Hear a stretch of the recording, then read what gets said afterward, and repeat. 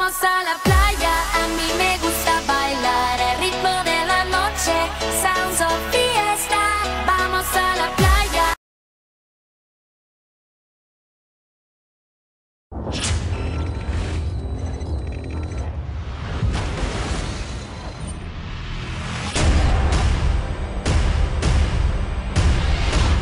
Today we're talking about Annihilation, the new map pack for Call of Duty Black Ops. We have 4 new multiplayer maps, Hangar 18, Silo, Drive-In, and Hazard, and a new zombies map called Shangri-La.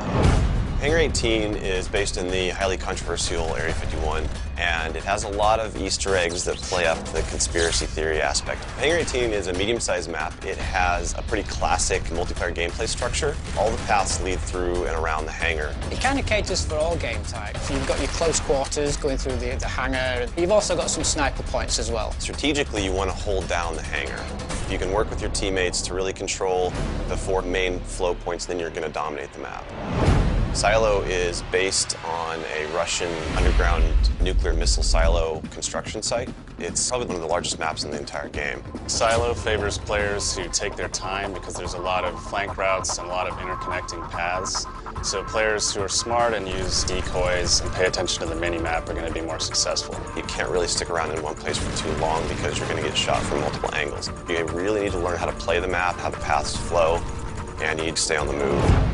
Nuketown was a really hugely successful and popular map with Black Ops, and we wanted to do another map in the DLC that kind of emulates that style of gameplay. Drive-In's a fairly small map, but it does have a variation of battles. You've got the wide open area in the middle, the actual Drive-In itself, but then you do have close quarter battles down the side. So Hazard was inspired by one of our World at War maps called Cliffside, but it's a complete reimagining of it.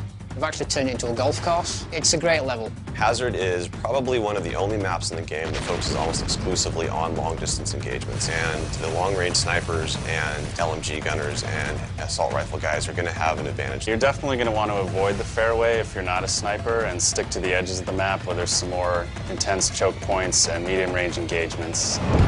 The story in Shangri-La is shrouded in mystery. I love to leave it up to the fans to derive their own ideas from it and also discover the facts that we put in there. I hope they really get the sense that we've taken this to just a whole nother level with the new weapons, the new environment, the new ways of getting around the map and things like that. There's a lot of holding areas, escape hatches, and things that let you get out at the last minute, which is a contrast to Call of the Dead, where it was a very wide open map. This is a much tighter map. Don't hold out too long. If things look like they're getting rough, get out of there.